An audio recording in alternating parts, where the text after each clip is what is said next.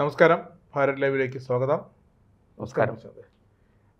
നമ്മുടെ അന്തരിച്ച മുൻ പാർട്ടി സെക്രട്ടറി കോടിയേരി ബാലകൃഷ്ണൻ്റെ 4 വർഷമായി അദ്ദേഹം അന്തരിച്ചിട്ട്. ഇതുവരെ ഒരുപാട് അഭ്യൂഹങ്ങൾ വന്നിരുന്നു. അദ്ദേഹത്തിൻ്റെ മൃതദേഹം ഭൗതിക ശരീരം തിരുവനന്തപുരത്ത് സെക്രട്ടേറിയറ്റിലോ അല്ലെങ്കിൽ AKG സെൻറ്ററിലോ എന്തുകൊണ്ട് കൊണ്ടുവന്നില്ല, അതൊക്കെ പഴയ കാര്യം. അപ്പം അന്ന് കുടുംബമൊന്നും പറഞ്ഞില്ല. അദ്ദേഹത്തിന് തലശ്ശേരി കൊണ്ടുപോയി പയ്യാമ്പലത്ത് തന്നെ അദ്ദേഹത്തിന് അർഹിക്കുന്ന ആദരവോടെ തന്നെ അത് സംസ്കരിച്ചു. CPM-ലെ ഒരു സൗമ്യനായൊരു മുഖമായിരുന്നു അദ്ദേഹം. പക്ഷേ ഇതാണോ എൻ്റെ കുടുംബത്തോടുള്ള സമീപനം 4 വർഷമായപ്പോൾ എന്നാണ് അദ്ദേഹത്തിൻ്റെ ഭാര്യ വിനോദിനി ബാലകൃഷ്ണൻ ചോദിക്കുന്നത്. അതിപ്പോഴാണ് ചോദിക്കുന്നത്. ഇത്രയും കാലം കുടുംബമൊന്നും വേണ്ടിയിട്ടില്ല. കഴിഞ്ഞ 2 ദിവസം മുമ്പാണ് ഇളയ മകൻ ബിനീഷ് കോടിയേരിക്ക് 4 വർഷത്തിന് ശേഷം CPM അംഗത്വം പുനഃസ്ഥാപിച്ചു കൊടുത്തത്. അതിൻ്റെ കാരണം ED തിരുവനന്തപുരത്തെ വീട്ടിൽ റെയ്ഡിനെത്തി എന്നുള്ളതായിരുന്നു. ED വന്നാൽ ഒരാൾക്കൊരു സമീപനം, ഒരാൾക്ക് പാർട്ടി മെമ്പർഷിപ്പ് നഷ്ടപ്പെടും, ഒരാൾക്ക് വേണ്ടി അണികൾ അക്രമാസക്തരാകും. അതാണ്. പക്ഷെ ഇവിടെ പറയുന്ന ഒരു PB അംഗം താൻ വിളിച്ചിട്ട് പലവണ ഫോൺ ചെയ്തു, എടുത്തില്ല. തിരിച്ച് വിളിക്കുമെന്ന് പ്രതീക്ഷിച്ചു, വിളിച്ചില്ല. പിന്നെ അദ്ദേഹം മരിച്ചിട്ട് 4 വർഷമാകുന്നു. അതായത് അദ്ദേഹം ആ PB മെമ്പർ, കേരളത്തിലെ പ്രധാന നേതാവാണ്. ആ PB മെമ്പർ ഫോൺ എടുത്തിട്ട് പോലുമില്ല, ഇങ്ങോട്ട് വിളിച്ചിട്ട് പോലുമില്ല, എന്താണ് ഏതാണെന്ന് അന്വേഷിച്ചിട്ടില്ല. അപ്പോൾ ഒരു പച്ചക്കുതിര എന്ന മാഗസിനാണ് വന്നത്. അപ്പോൾ ആ അഭിമുഖത്തിൽ ചോദിക്കുന്നു, അത് നിങ്ങൾ പേര് പറഞ്ഞില്ലെങ്കിൽ അത് പിണറായി വിജയനാണെന്ന് കരുതില്ലേ എന്ന് ചോദിച്ചു. അപ്പം വിനോദി പറയുന്നു, അല്ല, അത് പിണറായി വിജയൻ അല്ല, അദ്ദേഹം വിളിച്ചാൽ ഫോൺ എടുക്കും എന്ന് പറയുന്നു. അപ്പോൾ വരുന്ന വാർത്തകൾ അത് CPM സംസ്ഥാന സെക്രട്ടറി MV ഗോവിന്ദൻ തന്നെയാണ്. അദ്ദേഹത്തെ ടാർഗറ്റ് ചെയ്താണ് കോടിയേരി ബാലകൃഷ്ണൻ്റെ കുടുംബം ഇപ്പോൾ ഇറങ്ങിയിരിക്കുന്നത്. അവർ ചോദിക്കുന്ന, സ്ത്രീകൾക്ക് ഇതാണോ, വിധവയായി പോയാൽ ഒരു സ്ത്രീക്ക് പാർട്ടി നൽകുന്ന പരിഗണന ഇതാണോ എന്നൊരു ചോദിക്കുന്നുണ്ട്. ഇതാണോ ഒരു പാർട്ടിക്ക് വേണ്ടി മരിച്ച, പാർട്ടിക്ക് വേണ്ടി ജീവിതം മൊത്തം ഒഴിഞ്ഞു വെച്ച ഒരു നേതാവ് മരിക്കുമ്പോൾ മരണശേഷം ആ പാർട്ടി ആ നേതാവിനോട്, ആ കുടുംബത്തോട് കാട്ടുന്ന പരിഗണന അല്ലെങ്കിൽ ഇടപെടൽ, ഇതാണോ ഇടപെടൽ എന്നവർ ചോദിക്കുന്നുണ്ട്. ശരിക്കും അത് മാധ്യമങ്ങൾ ഇതൊരു മാധ്യമ സിൻഡിക്കേറ്റിൻ്റെ ഭാഗമായിട്ടാണോ ഈ അവരുടെ അഭിമുഖമല്ല ഉദ്ദേശിച്ചത്, ആ അഭിമുഖത്തെ വളച്ചൊടിച്ചതാണോ, അത് MV ഗോവിന്ദൻ്റെ തലയിൽ കൊണ്ട് വച്ചതാണോ? അല്ല, അത് നമുക്ക് ഒരു കാര്യം സത്യമാണ്. ഈ CPM-നുള്ളിൽ നടക്കുന്ന കാര്യങ്ങൾ എപ്പോഴും മാധ്യമങ്ങൾക്ക് വലിയ ചാകരയാണ്, വലിയ വാർത്തയാണ്. അത് ചാകര കിട്ടിയതുപോലെയാണ്. കാരണം എന്ന് വെച്ചാൽ റേറ്റിംഗ് കൂടും, അത് വിവാദമായാൽ കുറേ ദിവസം നിന്ന് കത്തും, അങ്ങനെയൊക്കെയുള്ള ഒരുപാട് കാര്യങ്ങൾ. കാരണം CPM എന്ന് പറയുന്നത് ഒരു ഇരുമ്പ് മറയിട്ട ഒരു ചട്ടക്കൂടാണ്. അതിനുള്ളിലേക്ക് കടന്നു കയറി എന്തെങ്കിലും കണ്ടെത്താൻ വലിയ പ്രയാസമാണ്. കാരണം പാർട്ടിയുടെ ചട്ടക്കൂട് അതാണ്. നമ്മളൊരു പാർട്ടിക്കാരനോട് സംസാരിച്ചാൽ ഒരിക്കലും അയാൾ പറയേണ്ടതേ പറയുള്ളൂ. പാർട്ടിക്കുള്ളിൽ നടക്കുന്ന കാര്യങ്ങൾ പറയാൻ പാടില്ലാത്തത് അയാൾ പറയില്ല. ഇനി പറഞ്ഞാലും അത് തെറ്റിച്ച് പറയും. ഇവിടെയും അതിന് സാധ്യതയുണ്ട്. കാരണം കോടിയേരി ബാലകൃഷ്ണൻ മരിച്ചപ്പോൾ തന്നെ വിവാദമുണ്ടായതാണ്. അന്ന് പിണറായി വിജയൻ മുഖ്യമന്ത്രിയാണ്. അദ്ദേഹം അമേരിക്കയിലേക്ക് പോകാൻ തയ്യാറെടുത്ത് നിൽക്കുകയാണ് അല്ലേ. അതായത് അതിൻ്റെ ഈ കോടിയേരി ബാലകൃഷ്ണൻ്റെ അന്ത്യകർമ്മങ്ങൾ നടന്നതിൻ്റെ പിറ്റേ ദിവസം എന്തോ അദ്ദേഹം അമേരിക്കയ്ക്ക് പോവുകയാണ് ചികിത്സയ്ക്കായിട്ട്. അപ്പോൾ അന്ന് സത്യത്തിൽ ഈ കോടിയേരിയുടെ കുടുംബത്തിന് ബോഡി തിരുവനന്തപുരത്ത് കൊണ്ടുവരണമെന്നും AKG സെൻറ്ററിൽ, കാരണം അദ്ദേഹം തിരുവനന്തപുരത്ത് ഒരുപാട് നാൾ പ്രവർത്തിച്ച ആളാണ്. തിരുവനന്തപുരത്ത് ഒരുപാട് സുഹൃത്തുക്കളും പരിചയക്കാരും പാർട്ടി അണികളും ഒക്കെ ഉണ്ട്. അപ്പോൾ AKG സെൻറ്ററിൽ അത് പൊതുദർശനത്തിന് വെക്കണം, VJT ഹാളിൽ പൊതുദർശനത്തിന് വെക്കണം. ഇപ്പോഴത്തെ അയ്യങ്കാളി ഹാൾ, പണ്ടത് VJT ഹാളായിരുന്നു. ഇങ്ങനെയൊക്കെയുള്ള ആഗ്രഹം അവർക്കുണ്ടായിരുന്നു. ചെന്നൈയിൽ വെച്ചാണ് മരിച്ചത്. പക്ഷെ അത് ആരോ അത് സമ്മതിച്ചില്ല. അത് സമ്മതിക്കാതിരുന്നത് പിണറായി വിജയനാണ് എന്ന് അന്ന് മാധ്യമങ്ങൾ പറഞ്ഞിരുന്നു. അപ്പോൾ വിനോദിനി ബാലകൃഷ്ണനും മക്കൾ ബിനോയ് കോടിയേരിക്കും ബിനീഷ് കോടിയേരിക്കും ഒക്കെ ഈ കാര്യത്തിൽ വലിയ അസംതൃപ്തി ഉണ്ടായിരുന്നു. അവരത് പലപ്പോഴും പല സന്ദർഭങ്ങളിലും അത് പ്രകടിപ്പിച്ചിട്ടുണ്ട്. പക്ഷെ അന്നവർ പറഞ്ഞ പാർട്ടി തീരുമാനിക്കട്ടെ, പാർട്ടിയാണ് അത്. ശരിക്കും പാർട്ടി എന്ന് പറഞ്ഞാൽ ഈ രണ്ടാം പിണറായി സർക്കാരിന്റെ കാലത്ത് പാർട്ടി എന്ന് പറഞ്ഞാൽ പിണറായിയായി മാറി. ഇപ്പോഴും അങ്ങനെ തന്നെയാണ്, പിണറായിയാണ് പാർട്ടി. ഈ പാർട്ടിക്ക് തോറ്റു 35 സീറ്റ് കിട്ടി എന്ന് പറഞ്ഞ് പിണറായിസം ഒന്നും പാർട്ടിയിൽ നിന്ന് പോയിട്ടില്ല. അത് അടിമുടി പിണറായിസം തന്നെയാണ് ഇപ്പോൾ CPM-ൽ കൊടികുത്തി വാഴുന്നത് ഇപ്പോഴും. പിന്നെ ഈ ഒരു കാര്യം നമ്മൾ ശ്രദ്ധിക്കേണ്ടത്, അന്ന് ഇതിനെ ധിക്കരിച്ചുകൊണ്ട്, പിണറായിയുടെ വാക്ക് ധിക്കരിച്ചുകൊണ്ട് ഒന്നും ചെയ്യാൻ പറ്റുന്ന ഒരു സാഹചര്യവുമായിരുന്നില്ല. അതെ, തീർച്ചയായിട്ടും. അന്ന് ഈ ബിനീഷ് കോടിയേരി ഒരു കേസിൽപ്പെട്ട് വേറൊരാളിന് പണം കടം കൊടുത്തു. ആ പണം കടം വാങ്ങിയ ആൾ ഒരു ഡ്രഗ് ഡീലറായിരുന്നു. അയാളുമായിട്ടുള്ള സൗഹൃദമാണ് ബിനീഷ് കോടിയേരിയെ കർണാടകയിൽ ജയിലിലെത്തിച്ചത്. പരപ്പന അഗ്രഹാര ജയിലിൽ ഏതാണ്ട് 1 വർഷത്തോളം ജാമ്യമില്ലാതെ കഴിയേണ്ടി വന്നു എന്നാണ്. പിന്നീടാണ് ജാമ്യം കിട്ടി ബിനീഷ് പുറത്തിറങ്ങുന്നത്. അപ്പോൾ അന്ന് ഈ പിണറായി വിജയൻ ഈ കുടുംബത്തെയും ബിനീഷിനെയും കോടിയേരിയൊന്നും വേണ്ടത്ര സഹായിച്ചില്ല, പിന്തുണച്ചില്ല എന്നുള്ളൊരു ആക്ഷേപം അവർക്കുണ്ട്. അന്ന് പിണറായി പറഞ്ഞത് അത് നിയമത്തിൻ്റെ വഴിക്ക് നടക്കും. ഇന്ന് മകളുടെ കാര്യത്തിൽ പറയുന്നത് പോലെയല്ല അന്ന് കോടിയേരിയുടെ മകൻ്റെ കാര്യത്തിൽ പറഞ്ഞത്. അപ്പോൾ കോടിയേരി എന്ത് ചെയ്തു, മകൻ ഈ ഇങ്ങനൊരു സാഹചര്യത്തിൽ പെട്ടു, കേസിലായപ്പോൾ കോടിയേരി പറഞ്ഞത്, ഒരു അച്ഛൻ എന്നുള്ള നിലയ്ക്ക്, പാർട്ടി സെക്രട്ടറി എന്നുള്ള നിലയ്ക്കൊക്കെ ഞാൻ അതിലിടപെടില്ല. കേസിൻ്റെ വഴിക്ക് നടക്കട്ടെ, അയാൾ സ്വന്തം കാര്യം നോക്കാൻ ശേഷിയുണ്ട്, മകൻ അത് ചെയ്തോളും, അയാളുടെ നിരപരാധിത്വം ബോധ്യപ്പെടുത്തി അയാൾ പുറത്തിറങ്ങും എന്നൊക്കെ അന്ന് കോടിയേരി പറഞ്ഞ്, മാത്രമല്ല അദ്ദേഹം പാർട്ടി സെക്രട്ടറി സ്ഥാനത്തുനിന്ന് അദ്ദേഹം മാറി നിന്നു. അത് ആരോഗ്യപരമായ കാരണങ്ങൾ ചൂണ്ടിക്കാട്ടിയാണെങ്കിലും സത്യത്തിൽ ഇതാണ് കാരണം മാറി നിന്നത്. പക്ഷേ നമ്മളിപ്പോൾ ഈ വർത്തമാനകാലത്തേക്ക് വന്നാൽ പിണറായി വിജയൻ മകൾ വീണയ്ക്ക് വേണ്ടി എന്തൊക്കെ സന്നാഹങ്ങൾ ഒരുക്കുന്നു എന്ന് ഇപ്പം നമുക്ക് കാണാം, നമ്മുടെ കൺമുന്നിൽ തന്നെ കാണാം അല്ലേ. മുട്ട മുതൽ ചുടുകല്ല് വരെ, ചുടുകല്ല് വരെ ഉണ്ടായി. ഇന്ന് മാത്രമല്ല, ഇങ്ങനൊരു വിഷയമുണ്ടായപ്പോൾ ഒരു കാര്യം കൂടി പറയണം. ബിനീഷ് കോടിയേരിക്ക് കഴിഞ്ഞ 4 വർഷങ്ങളായിട്ട് മെമ്പർഷിപ്പ് പുതുക്കി നൽകിയിട്ടില്ല. നിസ്സാര കാരണങ്ങൾ പറഞ്ഞ് AKG സെൻട്രൽ ബ്രാഞ്ചിൽ അംഗത്വത്തിന് അപേക്ഷിച്ചു, അത് നടക്കില്ല, സാങ്കേതികമായ കാരണങ്ങളൊക്കെ പറഞ്ഞാണ് അംഗത്വം തടഞ്ഞു വച്ചിരുന്നത്. പക്ഷേ ഇപ്പോൾ ഈ ED വരികയും റെയ്ഡ് നടക്കുകയും വീണയെ ചോദ്യം ചെയ്യുകയൊക്കെ ചെയ്ത് കഴിഞ്ഞപ്പോൾ അത് വളരെ പെട്ടെന്ന് ഒരു രാത്രി ഇരുട്ടി വെളുത്തപ്പോൾ ബിനീഷ് കോടിയേരിയുടെ അംഗത്വം പുനഃസ്ഥാപിക്കപ്പെട്ടു. അതിന് കാരണം ബിനീഷ് കോടിയേരിയാണ് അവിടെ വന്ന് വീണയുടെ പിന്നെ ഈ പിണറായി വിജയൻ താമസിക്കുന്ന വാടക വീട്ടിൽ വന്ന് ഈ പ്രതിഷേധത്തിനൊക്കെ നേതൃത്വം കൊടുത്തതെല്ലാം. ഉദ്ദിഷ്ടകാര്യത്തിന് ഉപകാരസ്മരണ എന്നുള്ള നിലയ്ക്കാണോ, അതോ ഈ EDക്കെതിരായ ഒരു നീക്കം പുറത്തുനിന്ന് ബിനീഷ് കോടിയേരി അറേഞ്ച് ചെയ്ത് അത് വീണയ്ക്കും തനിക്കും കൂടുതൽ സമ്മർദ്ദം ഉണ്ടാക്കി തന്നതിൽ ഭയന്നിട്ടാണോ? ഇങ്ങനെ 2 സാധ്യതകൾ അതിനകത്തുണ്ട്. എന്തായാലും അത് എം വി ഗോവിന്ദന്റെ കൊടുക്കാതിരുന്നു, പിണറായി ഇടപെട്ടിട്ട് ഇപ്പോൾ കൊടുത്തു. അപ്പോൾ ഇവിടെ കൃത്യമായിട്ട് എം വി ഗോവിന്ദനാണ് ഒരു സ്ഥലത്ത് വില്ലനായിട്ട് വരുന്നത്. അദ്ദേഹമാണ് വില്ലൻ. കോടിയേരി ബാലകൃഷ്ണന്റെ കുടുംബത്തിനോട് കാണിക്കുന്ന ഈ അവഗണന, ക്രൂരത, അതിനൊക്കെ ഉത്തരവാദി എം വി ഗോവിന്ദൻ. സത്യത്തിൽ എം വി ഗോവിന്ദനാണോ? എനിക്ക് സംശയമുണ്ട്. കാരണം എം വി ഗോവിന്ദനും പിണറായി വിജയനുമായിട്ട് കോടിയേരി ബാലകൃഷ്ണനുമായിട്ട് എന്തെങ്കിലും അങ്ങനത്തെ ഒന്നാമത് അദ്ദേഹം ജീവിച്ചിരിപ്പില്ല. അദ്ദേഹത്തിൻ്റെ കുടുംബം എം വി ഗോവിന്ദൻ ഒരു വെല്ലുവിളിയല്ല. പിന്നെ ആരാണ്?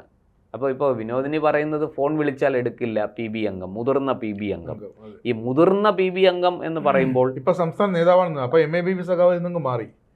അല്ല, സംസ്ഥാന നേതാവാണ്. അങ്ങനെ പറയുമ്പോൾ നമ്മൾ മനസ്സിലാക്കേണ്ട ഒരു കാര്യം, പിണറായി വിജയന് ഒരു മുതിർന്ന PB അംഗമാണ് തീർച്ചയായിട്ടും. പക്ഷെ പിണറായി വിജയൻ്റെ സ്വഭാവം ഞാൻ മനസ്സിലാക്കിയെടുത്തോളം വിളിച്ചാൽ അദ്ദേഹം ഫോൺ എടുക്കാതിരിക്കില്ല. പിന്നെ മുഖ്യമന്ത്രിയൊക്കെ ആയിരുന്ന കാലത്ത് അദ്ദേഹത്തിന് ഫോൺ എടുക്കാൻ സാധിച്ചിരുന്നോ എന്നുള്ള ചോദ്യമാണ്. അത് ഈ പറയുന്നത് പോലെ അദ്ദേഹത്തിൻ്റെ സെക്രട്ടറി ആയിരിക്കും ഫോൺ എടുക്കുന്നത്. അപ്പോൾ വളരെ തിരക്കിലാണെങ്കിൽ ഫോൺ കൊടുത്തു കാണില്ല, അല്ലെങ്കിൽ പിന്നീട് സംസാരിക്കാമെന്ന് പറഞ്ഞാണ്. അതിനൊക്കെ സാധ്യതയുണ്ട്. പക്ഷേ അപ്പോഴും നമ്മളെ സംശയം അവശേഷിക്കുന്നത് കോടിയേരി ബാലകൃഷ്ണൻ്റെ കുടുംബം പറയുന്ന മുതിർന്ന PB അംഗം അത് MP ഗോവിന്ദനാണോ? കാരണം MP ഗോവിന്ദൻ PBയിലേക്കൊക്കെ കടന്നു വന്നിട്ട് എത്ര വർഷമായി എന്ന് നമുക്കറിയാം അല്ലേ? കോടിയേരി പാർട്ടി സെക്രട്ടറി ആയതിനു ശേഷമാണ് MP ഗോവിന്ദൻ കടന്നു വരുന്നത്. അപ്പോൾ PBയിൽ ഉള്ള മുതിർന്ന അംഗം എന്ന് പറയണമെങ്കിൽ അത് തീർച്ചയായിട്ടും പിണറായി വിജയൻ തന്നെ ആയിരിക്കണം.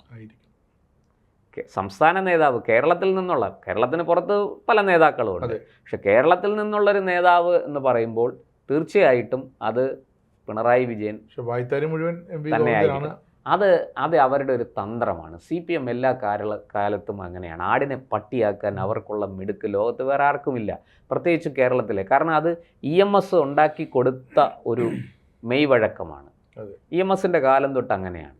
തരാതരം 1967 പിന്നെ ലീഗിൻ്റെ അസ്പൃശ്യത മാറ്റിക്കൊടുത്ത് മുന്നണിയിൽ കൊണ്ടുവന്ന് ലീഗിനെ മുഖ്യധാരയിൽ എത്തിച്ച മലപ്പുറം ജില്ല വെള്ളിത്തളികയിൽ വെച്ച് ലീഗിന് സമ്മാനിച്ച EMS 87 ആയപ്പോൾ നേരെ തിരിഞ്ഞ് ശരീഅത്ത് വിവാദം ഉയർത്തിവിട്ട് അന്ന് പറഞ്ഞത് ഭൂരിപക്ഷ വർഗീയത ന്യൂനപക്ഷ വർഗീയതയേക്കാൾ അപകടം എന്നാണ് പറഞ്ഞത് 67. അതേ EMS 87 ആയപ്പോൾ ന്യൂനപക്ഷ വർഗീയതയ്ക്കെതിരെ ശരീഅത്തിനെതിരെ ഒക്കെ ശക്തമായ നിലപാടുമായിട്ട് രംഗത്ത് വന്നു. ബാബറി മസ്ജിദ് വിഷയമുണ്ടായപ്പോൾ ബാബറി മസ്ജിദ് പൊളിച്ചു മാറ്റി പ്രശ്നം പരിഹരിക്കണം എന്ന് പറഞ്ഞത് EMS ആണ്. EMS പറഞ്ഞത് പിന്നെ ഹിന്ദുത്വ സംഘടനകൾ പ്രാവർത്തികമാക്കി കൊടുത്തു. EMSന്റെ ആഗ്രഹം എന്തായാലും അവർ സാധിച്ചു കൊടുത്തു. ഇത് EMS തന്നെയാണ് CPയുടെ കൈ പിടിച്ച് AK-ന്റെ കയ്യിൽ കൊണ്ട് വെച്ചു കൊടുത്തത് അല്ലേ? AK ആന്റണിയുടെ അല്ല, UDF-ലേക്ക് CPM-നെ കൊണ്ട് കൊടുത്തതും ഇതേ EMS. അതൊക്കെ പഴയ രാഷ്ട്രീയ ചരിത്രം. ഞാൻ പറയുന്നത് അങ്ങനെ ആ EMSൻ്റെ കാലം തൊട്ട് ഈ ആടിനെ പട്ടിയാക്കുന്ന ഒരു നയം CPM-നുണ്ട്. അതവരിപ്പോഴും തുടരുന്നു.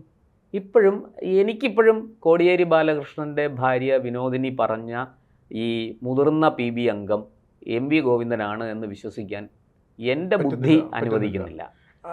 ഇപ്പം നമ്മുടെ മാധ്യമങ്ങളെല്ലാവരും പറയുന്നത് MP ഗോവിന്ദനാണെന്നാണ്. MP ഗോവിന്ദന് കോടിയേരിയുടെ കുടുംബത്തോട് ഏറ്റുമുട്ടിയിട്ട് അല്ലെങ്കിൽ അവരോട് സ്പർദ്ധ കാണിച്ചിട്ട് ശത്രുത കാണിച്ചിട്ട് എന്താണ് ഗുണം? അതേസമയം പിണറായി വിജയൻ അങ്ങനെയല്ല. വളരെ നേരത്തെ തന്നെ അതിൻ്റെ സൂചനകൾ നമ്മൾ കണ്ടതാണ്. ബിനീഷ് കോടിയേരി അന്ന് ജയിലിലായപ്പോൾ ഉണ്ടായ വിഷയം ഒക്കെ നമ്മൾ കണ്ടതാണ്. അവിടെ തൊട്ട് തീർച്ചയായിട്ടും ഈ പറഞ്ഞതുപോലെ വിനോദിനി പറയുന്നത് പിണറായി വിജയനെക്കുറിച്ചല്ലേ എന്ന ന്യായമായൊരു സംശയം നമുക്കെല്ലാവർക്കും ഉയരും. അന്ന് കൊടിയേരി സഖാവ് മരിക്കുന്ന ആ സമയത്ത് അദ്ദേഹം ചെന്നൈയിലായിരുന്നു ഭൗതിക ശരീരം. മക്കൾ ആവശ്യപ്പെട്ടത്, ആദ്യം പാർട്ടി നേതൃത്വം ആവശ്യപ്പെട്ടത്, തലേദിവസം പിണറായി വിജയനൊക്കെ അവിടെ ചെന്നിരുന്നല്ലോ, അദ്ദേഹത്തിന് ഭൗതിക ശരീരം AK സെന്ററിൽ വെക്കണം. ഈ പറഞ്ഞതുപോലെ അയ്യങ്കാളി ഭവനിൽ പൊതുദർശനത്തിൽ വെക്കണം. എന്നിട്ടൊരു വിലാപയാത്ര, ഇവിടെ നിന്ന് വിലാപയാത്രയായിട്ട് തലശ്ശേരിയിലേക്ക് കൊണ്ടുപോകണം. VS അച്യുതാനന്ദന്റെ വിലാപയാത്ര നമ്മൾ കണ്ടതാണ്. നമ്മൾ EK നായനാരുടേത് കണ്ടതാണ് അല്ലേ? ഉമ്മൻചാണ്ടിയുടേത് കണ്ടതാണ്. അപ്പോൾ ഈ വിലാപയാത്ര കണ്ണൂരെത്താൻ കുറഞ്ഞതൊരു 2-2.5-3 ദിവസം എടുക്കും. 2 ദിവസം എന്തായാലും എടുക്കും. കാരണം പ്രത്യേകിച്ച് കോടിയേരി ബാലകൃഷ്ണനാണ്. അതെ, സഖാവാണ്, പാർട്ടിയുടെ നേതാവാണ്. അത് കടന്നു പോകുന്ന സ്ഥലങ്ങളിലെല്ലാം കുറഞ്ഞ പക്ഷം ഏരിയ കമ്മിറ്റികളെങ്കിലും അത് അവിടെ പിന്നെ നിർത്തി അതിൽ പുഷ്പാഞ്ജലി അർപ്പിച്ച് ആദരാഞ്ജലി അർപ്പിച്ച് സൗകര്യമൊരുക്കി അങ്ങനെ നമ്മൾ കരുണാകരൻ്റെതൊക്കെ കണ്ടതാണ് അല്ലേ?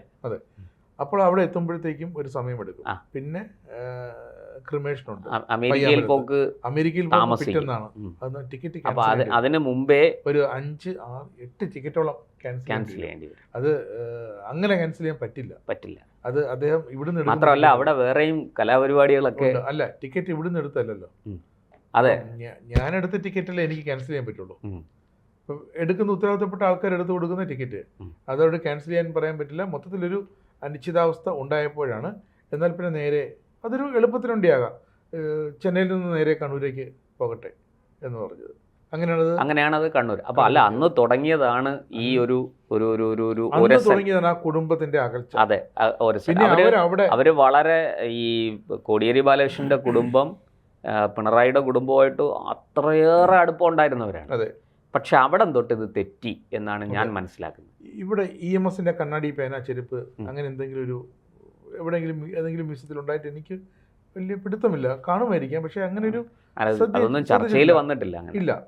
പക്ഷെ നോക്കൂ, കോടിയേരി ബാലകൃഷ്ണന്റെ ഒരു മെഴുകു പ്രതിമ അല്ലേ, പിന്നെ അദ്ദേഹം ഉപയോഗിച്ചിരുന്ന വസ്തുക്കൾ, അദ്ദേഹത്തിന് കിട്ടിയ സമ്മാനങ്ങൾ, ഇതെല്ലാം എടുത്ത് അദ്ദേഹത്തിൻ്റെ തലശ്ശേരി വീട്ടിൻ്റെ ഒരു ഭാഗത്ത് ഒരു വലിയ ലൈബ്രറി ഒരു മ്യൂസിയം സെറ്റ് ചെയ്ത് അത് ഉദ്ഘാടനം ചെയ്യുകയും ചെയ്തു. അത് കഴിഞ്ഞ സർക്കാരിൻ്റെ കാലത്ത് തന്നെയാണ് ഉദ്ഘാടനം ചെയ്തത്. അത് വളരെ ഇടയ്ക്ക് ആൾക്കാർ വരുന്നുണ്ട്.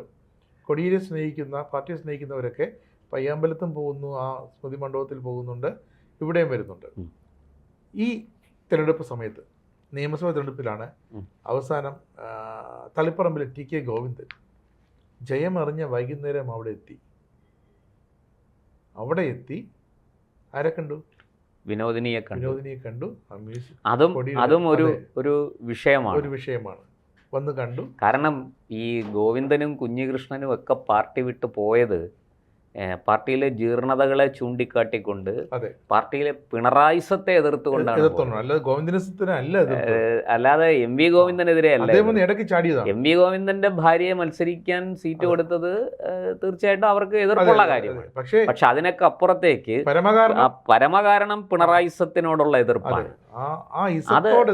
അത് ഇതെല്ലാം ഈ പറഞ്ഞ പോലെ കോടിയേരിയുടെ കുടുംബത്തിന് ഒരു വലിയ എന്താ പറയുക, അതൃപ്തിക്ക്, അപ്രിയതയ്ക്ക് കാരണമാണ്. അവരോട് ഒരു അതൃപ്തിയും അപ്രിയത്വവും തോന്നുന്ന അവസ്ഥയിലേക്ക് ഇവരൊക്കെ ചെല്ലുമ്പോൾ അവർക്ക് എന്തോ, ഈ TK ഗോവിന്ദനൊക്കെ ചെന്നപ്പോൾ ഞങ്ങളുടെ കുടുംബത്തെ നോക്കാൻ ആരെങ്കിലും ഉണ്ടല്ലോ എന്നൊരു തോന്നൽ. അപ്പോഴാണ് TK ഗോവിന്ദൻ ചെല്ലുന്നത്. ഇതിനകത്ത് സംഗതി വളരെ ക്ലിയറാണ്. അതായത് കോടിയേരി ബാലകൃഷ്ണന്റെ ഒരു പിന്തുടർച്ച പാർട്ടിയിൽ ഉണ്ടാകണ്ട എന്ന് ഈ മുതിർന്ന PB അംഗം ആഗ്രഹിക്കുന്നു. എന്നാൽ അത് കോടിയേരി ബാലകൃഷ്ണന്റെ ഒരു പിന്തുടർച്ച പാർട്ടിയിൽ ഉണ്ടാകണം എന്ന് കോടിയേരിയുടെ കുടുംബം ആഗ്രഹിക്കുന്നു. ബിനീഷിനെ കൊണ്ടുവരണമെന്ന് തന്നെയാണ് അവരുടെ ആഗ്രഹം. അപ്പോൾ ഭാവിയിൽ ബിനീഷിന് CPM-ലൂടെ ഒരു രാഷ്ട്രീയ ഭാവി ഉണ്ടാകണം എന്ന് അവർക്ക് ആഗ്രഹമുണ്ട്. അങ്ങനെ ആഗ്രഹിക്കുന്നതിൽ തെറ്റൊന്നുമില്ല. പിടിവിട്ടു പോകും അല്ല, അവിടെ ഇപ്പുറത്ത് അങ്ങനെ വേണ്ട, ഇനി അത് വേണ്ട, കോടിയേരിയോടുകൂടി അത് അവസാനിച്ചു എന്ന് മുതിർന്ന PB അംഗത്തിന് താല്പര്യമുണ്ടോ? അങ്ങനൊരു നിലപാടുണ്ടോ? ഇതാണ് ഇവിടുത്തെ വിഷയം. ഇതാണ് ഈ കോടിയേരിയുടെ ഭാര്യ വിനോദിനി ബാലകൃഷ്ണൻ പറയുന്ന പരാതിയുടെ അടിസ്ഥാനം ഇതാണ്. ഒടുവിൽ മക്കൾ രാഷ്ട്രീയത്തെ പ്രോത്സാഹിപ്പിച്ചില്ലെങ്കിൽ വീണ വിജയന്റെ ഗതി മറ്റ് നേതാക്കളുടെ മക്കൾക്ക് ഉണ്ടാകുമെന്നൊരു തോന്നലും ഉണ്ടായി കാണും. അതായത് മകൾ രാഷ്ട്രീയക്കാരിയല്ല, മകൾ കാരണം തനിക്ക് ഇത്രയും ദുർഗതി ഉണ്ടായി. ഒരു പയ്യൻ 4 വർഷമായിട്ട് വന്ന് എനിക്ക് മെമ്പർഷിപ്പ് പുനഃസ്ഥാപിച്ച് തരണമെന്ന് ആവശ്യപ്പെടുന്നു, പാർട്ടിയോട് അഭ്യർത്ഥിക്കുന്നു, അത് കൊടുത്തിട്ടില്ല. എന്നിട്ടും ആ പയ്യൻ രാവിലെ മുതൽ അവിടെ നിന്ന് മുദ്രാവാക്യം വിളിക്കുന്നു, എല്ലാം ഓർഗനൈസ് ചെയ്യുന്നുണ്ട്, എല്ലാ കാര്യങ്ങളും കൃത്യമായിട്ട് നോക്കുന്നുണ്ട്. അപ്പോൾ അങ്ങനെ വരുമ്പോൾ ആ പയ്യൻ്റെ ഒരു മെമ്പർഷിപ്പ് കൊടുത്തേക്കാം, അന്ന് തന്നെ തീരുമാനമെടുത്തല്ലോ. അല്ല, അത് അവിടെയാണ് ഞാൻ പറഞ്ഞത്. അത് അങ്ങനെ ഒരു അടിസ്ഥാനത്തിലാണോ ആ മെമ്പർഷിപ്പ് കൊടുത്തത്? അതോ ഇത് നമുക്ക് ഒരു പണിയാകണ്ട, ഒരു പാരയാകണ്ട, ഇതൊരു വെല്ലുവിളിയാകണ്ട എന്ന് വിചാരിച്ച് കോംപ്രമൈസ് ചെയ്തതാണ്? കാരണം CPM എന്ന് പറയുന്നത് ഞാൻ നേരത്തെ പറഞ്ഞ ഒരു ഇരുമ്പ് മറയാണ്. പുറമേ നിന്ന് നമ്മൾ കാണുന്നതല്ല CPM-ന്റെ ഉള്ളിൽ നടക്കുന്നത് എന്താണ് എന്ന് അറിയണമെങ്കിൽ CPM-നുള്ളിൽ പോയാലേ പറ്റൂ. ഇപ്പോൾ നമ്മൾ RSSന്റെ നേതാക്കളൊക്കെ പറയാറുണ്ട്, നിങ്ങൾക്ക് RSS എന്താണെന്ന് അറിയണമെങ്കിൽ RSSന്റെ ഭാഗമാകണം, ശാഖയിൽ വരണം. ശാഖയിൽ വന്നാൽ മാത്രമേ RSS എന്താണെന്ന് നിങ്ങൾക്ക് മനസ്സിലാവുകയുള്ളൂ. നിങ്ങൾ പുറമേ നിന്ന് ശാഖ കണ്ടിട്ട്, ശാഖയിലെ കാര്യക്രമങ്ങൾ കണ്ടിട്ട് നിങ്ങൾക്ക് RSSനെ മനസ്സിലാക്കാനോ വിലയിരുത്താനോ സാധിക്കില്ല. അതുപോലെ തന്നെയാണ് CPM വളരെ കൃത്യമായ ഇരുമ്പ് മറയുള്ള ഒരു ചട്ടക്കൂടാണ്. ആ ചട്ടക്കൂടിനകത്ത് പ്രവേശിച്ചാൽ മാത്രമേ CPM എന്താണ് തീരുമാനിക്കുന്നത്, CPM എന്താണ് നടത്താൻ പോകുന്നത്, CPM എന്താണ് ചെയ്തുകൊണ്ടിരിക്കുന്നത് എന്നൊക്കെ നമുക്ക് മനസ്സിലാകുകയുള്ളൂ. കൃത്യമായ ഒരു എന്താ പറയുക, ഇവർ മറ്റുള്ളവരെല്ലാം ഫാസിസ്റ്റ് എന്ന് പറയും, അവർ ഫാസിസ്റ്റ് അല്ല. അങ്ങനെ ഒരു ഫാസിസ്റ്റ് സ്വഭാവം അത് ഉള്ള ഒരു കേഡർ സംഘടനയാണ് CPM. അത് നമുക്ക് ഇനി എത്ര നിഷേധിച്ചാലും അതങ്ങനെ അല്ലെന്ന് പറയാൻ പറ്റില്ല. അവസാനത്തെ ഘടന ഇല്ലാതാകുന്നത് അതങ്ങനെ തന്നെയായിരിക്കും. അപ്പോൾ ഇവിടെ ഈ മുതിർന്ന PB അംഗത്തിന് കോടിയേരിയുടെ കുടുംബം മുഖ്യധാരാ രാഷ്ട്രീയത്തിലേക്ക് മടങ്ങി വരുന്ന കോടിയേരി പോയി, അദ്ദേഹത്തിൻ്റെ പിൻഗാമികൾ, അദ്ദേഹത്തിൻ്റെ കുടുംബാംഗങ്ങൾ, ഇപ്പം ഉമ്മൻചാണ്ടി മരിച്ചപ്പോൾ അദ്ദേഹത്തിൻ്റെ മകൻ പുതുപ്പള്ളിയിൽ നിന്ന് മത്സരിച്ച് ജയിച്ചു. പിന്നെ തൃക്കാക്കരയിൽ തോമസിൻ്റെ പിന്നെ ഭാര്യ ഉമാ തോമസ് മത്സരിച്ച് ജയിച്ചു. അപ്പോൾ അങ്ങനത്തെ കോൺഗ്രസിൻ്റെ ജി കാർത്തികേയൻ്റെ മകൻ പിന്നീട് സ്ഥാനാർത്ഥിയായി, MLA ആയി, ടി പിയുടെ ഭാര്യ. അപ്പോൾ അങ്ങനെ ഒരു കീഴ്വഴക്കം. ടി പിയുടെ ഭാര്യയ്ക്ക് അത് വേറൊരു തലമാണ് എങ്കിലും അല്ല, അത് അതിനകത്ത് അല്ല, ഒരു കമ്മ്യൂണിസ്റ്റ് സ്വഭാവമല്ല. അതിനേക്കാൾ ഉപരി അവിടെ TP എന്തിനു വേണ്ടിയിട്ടാണോ ഇരയായത് അതിൻ്റെ പ്രതീകമായിട്ടാണ് അവിടെ രമ മത്സരിച്ചിരിക്കുന്നത്. അതാണ് അത് ജനം സ്വീകരിച്ചു. പിന്നെ അല്ല, അത് പക്ഷെ CPM-ൽ അത് വേണ്ട. അതാണ് ഈ മുതിർന്ന PB അംഗത്തിൻ്റെ തീരുമാനം. അതാണ് അവിടെ നടപ്പായിരിക്കുന്നത്. അതിനെതിരെയാണ് അവർ കൃത്യമായിട്ടും, അതായത് മുമ്പായിരുന്നെങ്കിൽ അവരിത്ര ശക്തിയോടെ ഇത്ര വാശിയോടെ പറയില്ലായിരുന്നു. ഇപ്പോൾ പറയുന്നത് എന്താണ്, അടപടലം ഇളകി നിൽക്കുകയാണ്. അതായത് ശരിക്കും പറഞ്ഞാൽ കടയ്ക്കലൊരു നല്ല വെട്ടുകൊണ്ട് വേരറ്റ് നിൽക്കുന്ന ഒരവസ്ഥയിലാണ്. കടയ്ക്കലെ കേഡർ പീസുകളെല്ലാം. അപ്പോൾ അവിടെ ആ സമയത്ത് അടിച്ചിരിക്കുകയാണ്. ഈ അടി എന്ന് പറയുന്നത് കൃത്യമായിട്ട് മർമ്മത്ത് കൊള്ളുന്ന അടിയാണ്. അപ്പോൾ ഇവിടെ ഇനിയിപ്പോൾ കോംപ്രമൈസിന് വരും, കോംപ്രമൈസ് ചെയ്യും. അതിൻ്റെ ലക്ഷണമാണ്, സൂചനയാണ് ആദ്യം കണ്ടത്. എന്താണ്? ഒറ്റ രാത്രി ഇരുട്ട് വെളുത്തപ്പോൾ മെമ്പർഷിപ്പ് പുനഃസ്ഥാപിച്ചു. അപ്പോൾ അവരടുത്ത ഇത് ഇളക്കി, മെമ്പർഷിപ്പ് ആയല്ലോ, ഇനിയിപ്പോൾ അടുത്ത ഇത് ഞങ്ങളെ കുടുംബത്തെ അവഗണിക്കുന്നു. അപ്പോൾ EP ജയരാജൻ ഇന്ന് പറഞ്ഞല്ലോ, ഞാൻ ആരെയും അവഗണിച്ചിട്ടില്ല എന്ന് വെച്ചാൽ അതിൻ്റെ അർത്ഥം മറ്റാരോ അവഗണിച്ചിട്ടുണ്ടെന്നാണ്. ഞങ്ങളെന്നല്ല, എനിക്കാരോടും അവഗണനയില്ല എന്നാണ് പറഞ്ഞത്. അപ്പോൾ ഇവിടെ ഒരു കാര്യം വ്യക്തമാണ്, CPM-നുള്ളിൽ വിഭാഗീയതയുടെ പുതിയ പോർമുഖങ്ങൾ തുറക്കുകയാണോ എന്നൊരു ചോദ്യമുണ്ട്. അത് ആണ് എന്ന സൂചനയാണ് ഇപ്പോൾ കിട്ടിയിരിക്കുന്ന, ഇപ്പോൾ ഉണ്ടായിരിക്കുന്ന സംഭവങ്ങളിൽ നിന്ന് നമുക്ക് പറയാൻ കഴിയുന്നത്. അത് ഈ കേഡർ സ്വഭാവം ചോർന്നു പോകുമ്പോൾ നമ്മുടെ കോൺഗ്രസിൽ ഇതുപോലെ നമ്മൾ പറഞ്ഞല്ലോ, ഒരു കൂട്ടം അത് പ്രത്യയശാസ്ത്രമില്ല, പ്രത്യയശാസ്ത്രത്തിൽ നിന്ന് അകന്നുപോയി. ഇപ്പോൾ കേവലം വ്യക്തികളുടെ താല്പര്യത്തിനനുസരിച്ചാണ് നീങ്ങുന്നത്. അതുകൊണ്ടാണ് ആ പ്രത്യയശാസ്ത്രത്തിന്റെ മുമ്പ് പാർട്ടിയുടെ ഘടന എന്ന് പറഞ്ഞാൽ സംസ്ഥാന കമ്മിറ്റി, ജില്ലാ കമ്മിറ്റികൾ, പിന്നെ ഏരിയ കമ്മിറ്റികൾ, ലോക്കൽ ബ്രാഞ്ച്, അങ്ങനെയാണ്. അപ്പോൾ ഇവരാരും തിരിച്ച് ഇങ്ങോട്ട് ആരോഹണ മാതൃകയിൽ ചോദ്യം ചെയ്യില്ല. അല്ല, ചോദ്യം ചെയ്യും, പാർട്ടി സമ്മേളനങ്ങളിൽ ചോദ്യം ചെയ്യും, അല്ലാതെ ചോദ്യം ചെയ്യാൻ പറ്റില്ല. പക്ഷേ ഇപ്പോൾ ഈ തെരഞ്ഞെടുപ്പിൽ തോറ്റപ്പോൾ ഈ ഏരിയ കമ്മിറ്റിയും അതും മുകൾ തട്ടിൽ നിന്ന് അനുമതി കൊടുത്തു, അപ്പോഴാണ് വരുന്നത്. അല്ലാതെ അത് വരില്ല. നിങ്ങൾക്ക് വിമർശിക്കാം, പറയാനുള്ളത് പറയാം. അവർ വിമർശിച്ചത് മൊത്തം നേതൃത്വത്തിനെതിരെ ക്യാപ്റ്റൻ, കാരണഭൂതൻ എന്നൊക്കെ അറിയപ്പെടുന്ന, ഇരട്ടച്ചങ്കൻ എന്നൊക്കെ അറിയപ്പെടുന്ന മുതിർന്ന PB അംഗത്തിന് നേരെയാണ് ആ വിമർശനം. ആ വിമർശനം വന്നപ്പോഴാണ് ഇവർക്കൊക്കെ ധൈര്യമാകുന്നത്. കാരണം മുമ്പ് തുണയ്ക്കാൻ താഴെയുള്ള, കാരണം ഈ ഇടയ്ക്കുള്ള പാർട്ടി കുടുംബമാണെങ്കിലും താഴെയുള്ള ഏരിയ, ലോക്കൽ കമ്മിറ്റികളൊക്കെ ഈ മേലുള്ള ജില്ലാ സ്റ്റേറ്റ് നേതാക്കന്മാരെ സപ്പോർട്ട് ചെയ്യുള്ളൂ.